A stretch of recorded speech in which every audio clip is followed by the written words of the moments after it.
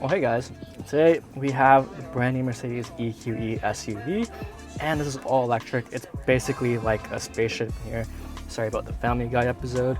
We're just gonna get this thing fully charged, or at least to 80%. This thing charges from 10 to 80% in 32 minutes, or about 1.5 Family Guy episodes.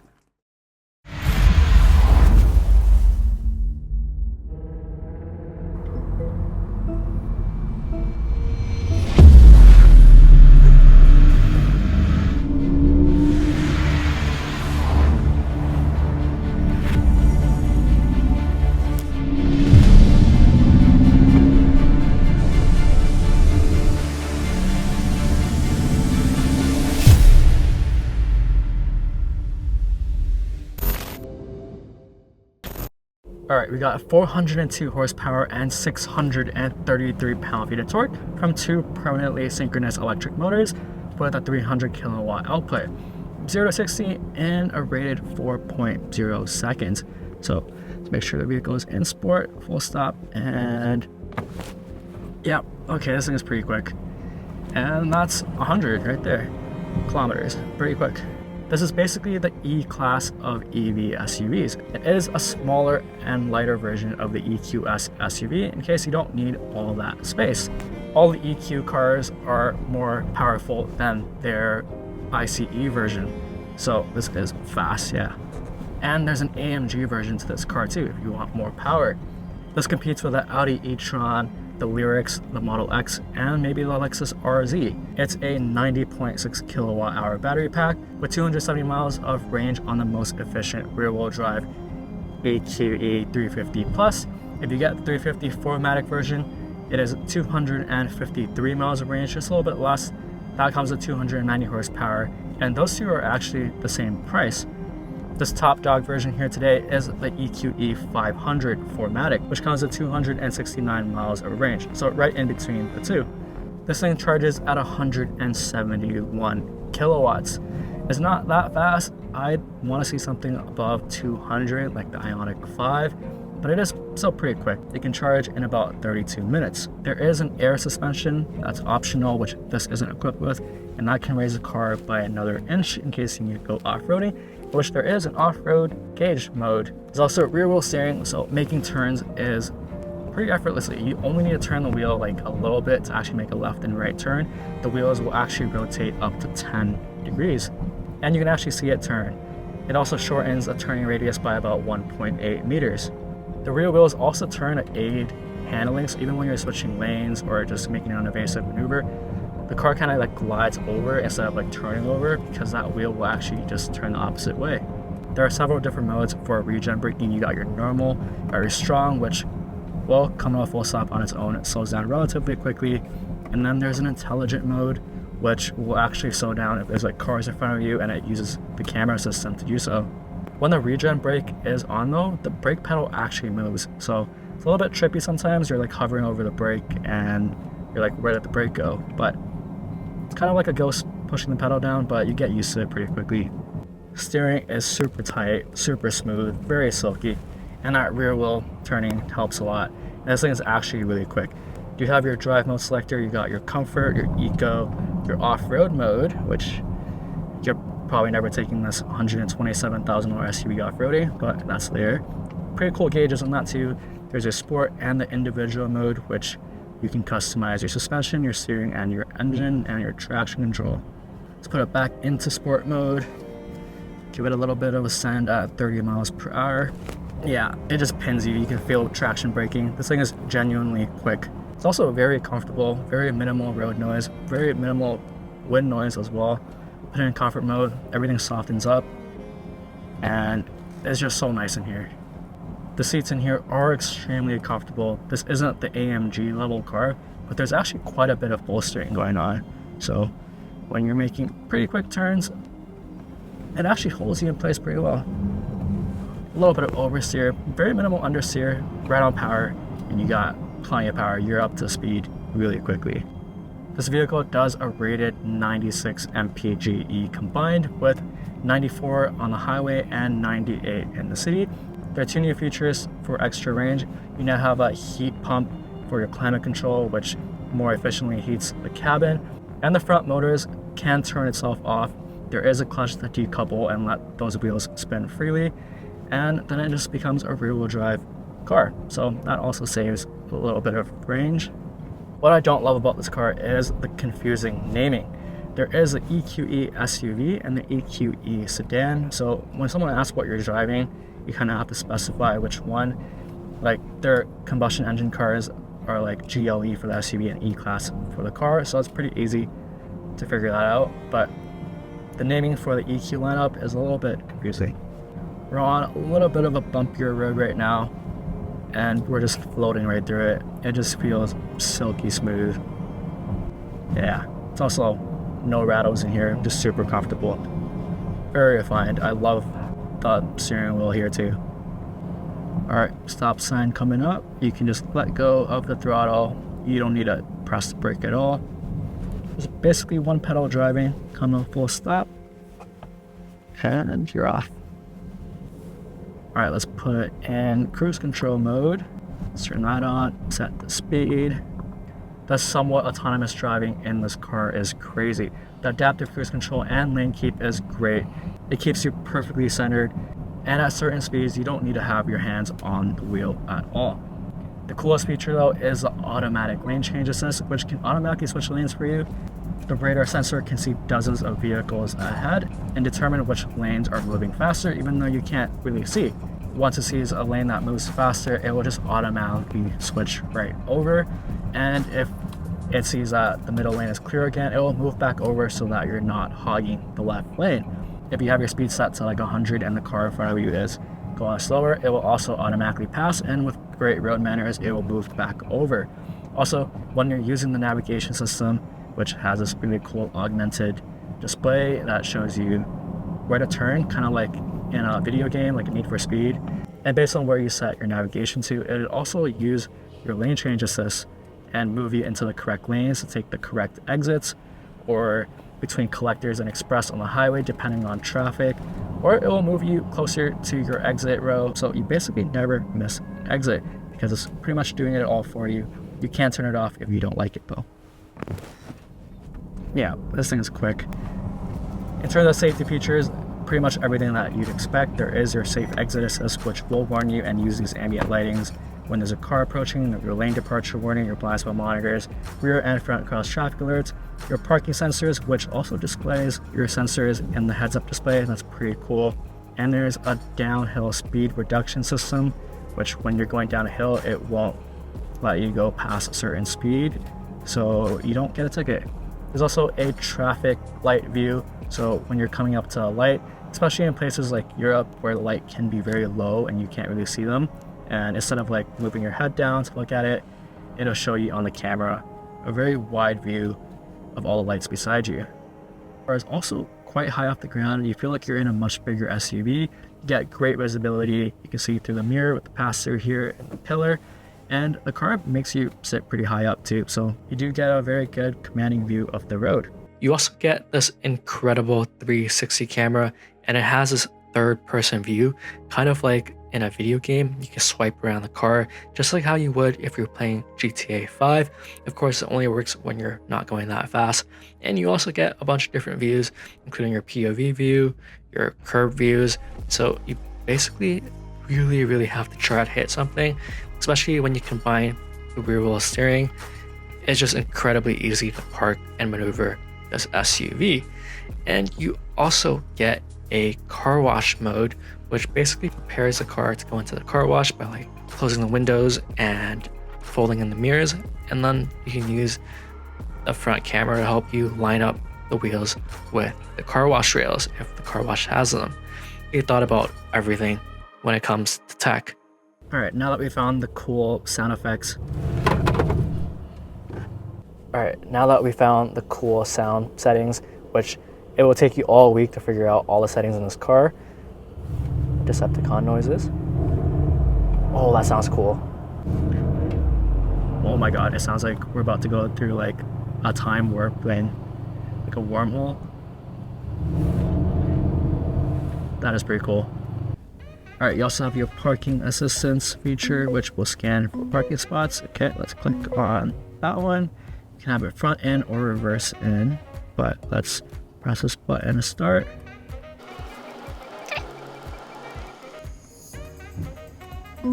And we're done. And to leave the parking spot, you can also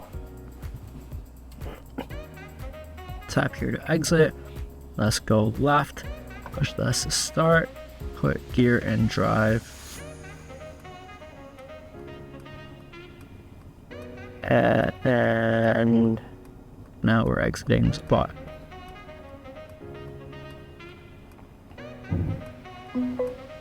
And we're good. All right.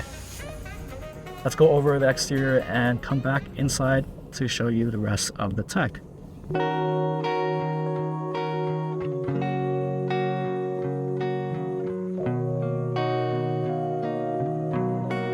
The SUV version of the EQE, I think, looks better than the sedan. It does still have that oval shape that you might see in a lot of electric cars because it is for aerodynamics, so you get more range. It doesn't look nearly as thrilling as the combustion engine version of the car, the GLE. I think that car just looks a little bit more aggressive, but this does still look pretty nice. Up close, you do get these Mercedes stars in the grille. From afar, it does look like it's an open grille, but it's just a design pattern. You do get your full LED strip. These headlights are really cool. They do project like Mercedes welcome signs and animations when you start the vehicle, and when you just unlock the car and get in, and when you leave. They're called digital lights, and they essentially work like a movie projector where it projects an image in front of you, and you can also customize what is displayed, which is really cool. And these door handles are also lit up, and when you open the door, there's a light on the outside projecting a Mercedes logo, and then you get the star pattern on the inside that gently glows. You can see it much better at nighttime though. Coming around to the side, you get these aerodynamic wheels. They are about 20 inches. They look really cool. These are one of the coolest wheel designs that I've seen this year. That is nice. You can't open the actual hood of the car. Only the Mercedes dealership can, because it's just motors and electrical stuff, but you can fill your washer fluid from here. It's actually a great spot so you don't spill anything. You do also get your EQE branding over here. These door handles are flush, and when you walk up to the car, they do open. They are pretty cool. You do get your brushed chrome trimming around. I actually don't mind it on this car. It does look pretty nice on it. At the back, you do get this really cool taillight that runs right across to the other side. You got your Mercedes branding inside it. You got your 4MATIC logo. You get your EQE 500 logo there. You got your parking sensors here. No exhaust tips, obviously, it's electric. You can also see a little Mercedes logo on the wiper. The attention to detail on this car is crazy. And you do have a full activated trunk. This is actually one of the fastest opening trunks I've seen. Also opens really quickly. You do have a red light here. In case you're parked roadside, it is pretty safe. Nice lighting inside as well. And you have about 14 cubic feet of space in the back. Not exactly huge. You do have a lot of space underneath here for your charger, which this is supposed to be in there. And you can fold the seats, but you can't do it from here. You got your 12-volt outlet, so you have to come around to the side and actually manually fold the seat down. It would be nice to see an automatic folding seat like a Lexus RX for this price range. Once you do fold the seats all the way down though, you get about 55 cubic feet of space, so pretty decent for this class. All right, when you unlock the EQE, it makes a little bit of noise. It's like an animation noise. You can change sounds, and then once you get inside the car, close the door, start up the car, you hear the animation noise again, and you can also change how that sounds. Go to your vehicle, sound experience.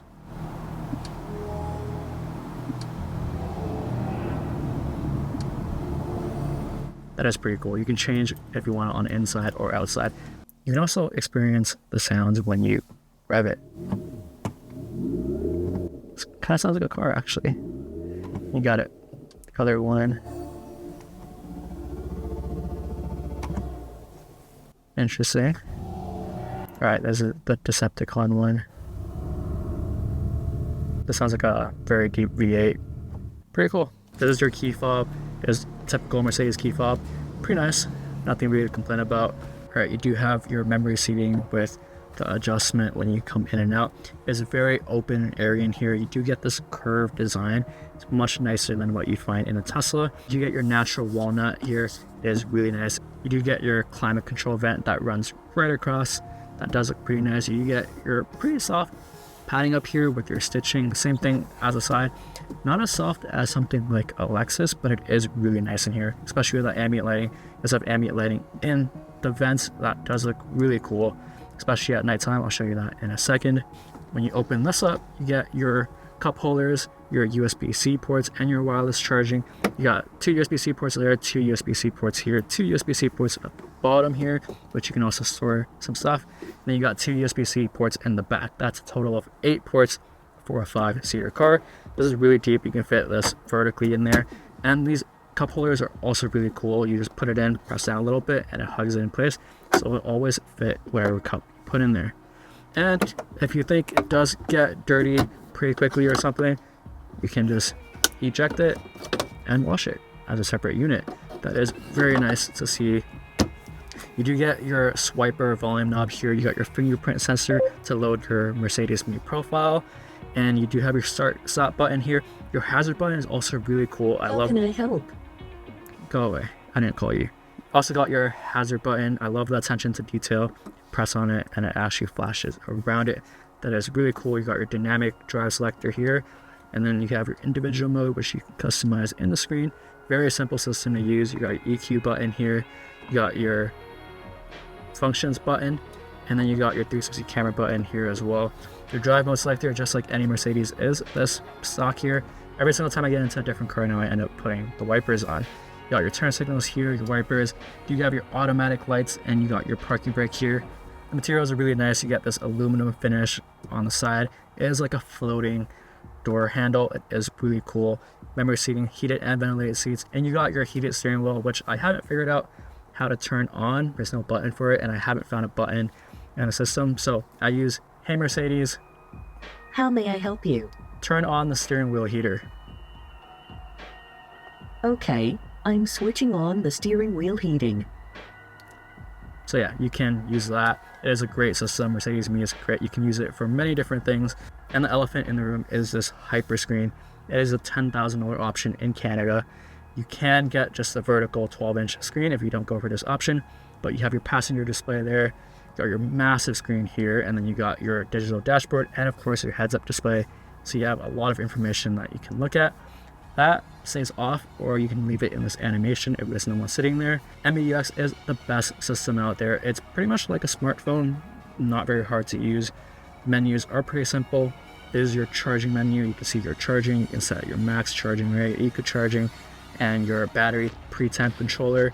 And then you also have your range menu, so you can see what's eating at your range. You can also turn off different things, like your seat comfort to add more range, or like if I click this one, it'll turn off the ambient lighting and all the screens, so you get that extra 1 kilometer of range. Of course, you can turn it back on. When you move over here, you can see your consumption level in the past 7.5 minutes, 30 minutes, 90 minutes, 3 hours. Then you got your comfort menu, which you can control your seat kinetics. So this vehicle isn't equipped with massage seats, but the seat kinetics will slowly move your seat up and down, and your like thigh support and your backrest, so that you kind of stretch your joints out, especially if you're going for a long drive. You got your heating menu here. You have your additional steering wheel heating, which syncs with your heated seats, but there's no button for it anywhere. Then you got your ambient lighting menu, which looks awesome at nighttime. So many different colors that you can choose from. You also have your multi-color mode, which does all these cool colors at the same time. And this mode, which syncs up with the car. It also works with your climate control, where you can see how it's giving me red dots that go across, or blue dots, depending on how I adjust it on both sides. It also works with your safety system, like when you're departing a lane or your forward collision warning comes on, this thing will turn red. It is pretty cool. It's actually the coolest ambient lighting that I've seen. This car really comes to life at night. It's basically a spaceship in here. You also got your off-road gauges in here, which actually has a very in-depth menu for it, even though you're probably not going off-roading in this vehicle. You also got a display lyrics option here, but it only works with certain radio stations. I don't think it's worked with any Canadian ones yet. Then you have your apps, which you have a bunch of games that you can play, Sudoku, Shuffle Pick, or your Match 3. You have your browser here, which you can use to watch movies or Netflix or Disney Plus, YouTube while you're waiting for the vehicle to charge. Obviously, it doesn't work when you're in drive, but works just fine when you're in park. And then you also have your Mercedes store app, which you can buy features that wasn't equipped with your car. Right now, we got that beginner, driver, and valet mode, and then a dash cam system that you could buy. That's about it for now, but I'm sure Mercedes will update more features and you can just download them in the future so it doesn't make the car obsolete. You also have your automatic seat positioning system where you insert your height. You insert, let's say my height right now, 5'9", and then start positioning where it'll adjust the seat automatically to where you should be sitting. So that is pretty cool. And then you got your energizing comfort. You can activate the systems like vitalize yourself if you're falling asleep or relax. Pretty cool. Probably not going to use them, but it's there. You got your info gauge, your vehicle. What's also really cool is the audio system. These speakers are amazing.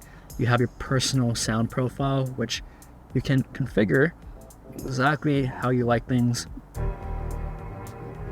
So like this, you can control how you like this bass setting or this treble, and then the balance between them, and then choose which one's low to you, and then how you like it balanced, and then your percussion is, and then how intensive or bassy or speech or brilliant the sound is, and then the surroundness and the 3D part of it. That is really cool. Your neutral, soft, large. Let's put it in neutral. Finish. It's actually a feature that I've never seen on any car. It's very personalized. The level of detail in this car is crazy. And then you also got your passenger display, which comes when you get the hyperscreen. This person here is basically the co-pilot. They can navigate, they can change the music and all, and then they can also change the comfort settings and all that. So yeah, you're basically the co-pilot when you're sitting here. You can also watch movies here on the browser, and the coolest part is if you're connected to CarPlay as the driver and you connect your phone to this, you can be the DJ and cue up music from your phone without disconnecting the primary phone on CarPlay. I think that's a feature that every single car should have. And then you can also play pairs. So let's run a game. Card selection, these are all Mercedes cars. Oh, that's that one. Yay, I got one. All right, on the steering wheel, you have two different controllers here. You have the left one for your digital dash, your right one for that menu. So you actually don't have to take your hands off the wheel to control that thing. And then you also have your heads-up display, which is massive. That displays everything for you. This is very customizable. You can customize how you like your heads-up display. You swipe down. You have a bunch of different gauges that you can go through, doing your navigation. And then you have your assistance drive, which is really cool. And then you have your off-road menu, again, in case you want to take this off-roading. Then the minimal setting, which you can change the colors for. That is pretty nice. And the system that they use on the steering wheel is touch capacitive. It's actually great. The volume button is a swipe, and at first I thought it was a little bit gimmicky, but it actually works much better because you can control the pace of how fast you want it to go up and down. So that's pretty cool. You have the ionization system. There is an optional air purifier mode if you do buy it. You also got your fragrance, which you have to insert the vial. You can buy these at Mercedes. They're different scents. Stick it in there, and then you can adjust how much fragrance comes out the vent. That is pretty cool, and it actually smells pretty good. Not that strong either. And to control the panoramic sunroof, you just swipe your finger, that opens the shade, and then the first portion does open, and once that is fully open, and to open it, you just swipe this part, and that opens. It's actually pretty massive. All right, coming around to the rear, so much space because it is electric. Pretty nice entry point too. The doors open quite wide, not 90 degrees though. So much leg space, lots of headroom too, even though there is a panoramic sunroof. Pretty comfortable if you're under like 6'2" back here. No sunshades, which is interesting, but it is pretty soft. The materials are nice. You got your 4-zone climate control here. It is really cool. If you do get the air purifier, it will also show you the air quality back here. But what is a little bit interesting is that there is no heated seats on this $127,000 car. It is an option in Canada, but in America, it's not even an option at all, which is funny because you can get that in a Accord Touring. All right, you do got your armrest here, and then you got your holder for a pen or whatever you want to put in there. Push it again, cup holders, pretty cool. I love how soft it is. I like the seating material. It just feels very roomy and open in here. Oh, your 2 more USB-C ports. Let's turn on this light. Can I recline the seat?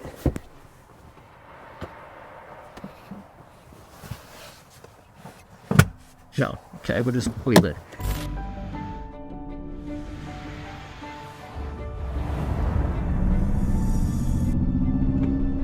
You can get the base model of this car, the 350 Plus or the 350 with the 4MATIC, for about $77,900. You can pay $89,500 for this 500 trim. This version here is about 127 grand Canadian, or about 100 grand US. For me, I think I just go with the 350 Plus. If you don't need all-wheel drive, you get extra range and it's a lot cheaper. Or if you needed all-wheel drive, get the 4MATIC 350, same starting price. This power is overkill for most daily use, but it is pretty nice if you can cough up the money for it. The GLE starts at about $20,000 to $30,000 cheaper though. So the jump to the fully electric version of that car is pretty expensive, and you also lose out on some features like soft closing doors that you'd get on the GLE. It also doesn't look as inspiring as the combustion engine version of this car. So for most people, they will end up still buying the GLE. It's much cheaper. You'll never make back that $20,000 in gas savings over 5 years, and it'll probably still be like that for a while. If you do like this car and you're not ready to go for the full electrified version, just get the GLE. It's basically the same thing, but a lot cheaper and just gas. If you're okay with the pricing though, this thing is awesome. Without looking at the actual price tag, I'd definitely consider one. It's an excellent EV upgrade from a Tesla. You just get so much car, the fine details you won't find on a BMW, and the engineering itself is insane. Everything is so well thought through. A Tesla simply just cannot compete when it comes to the car itself. Sure, the tech is great and all, but this is genuine luxury. If you have the money for this, this is the definition of electric elegance, and it is absolutely brilliant. As always, thanks for watching.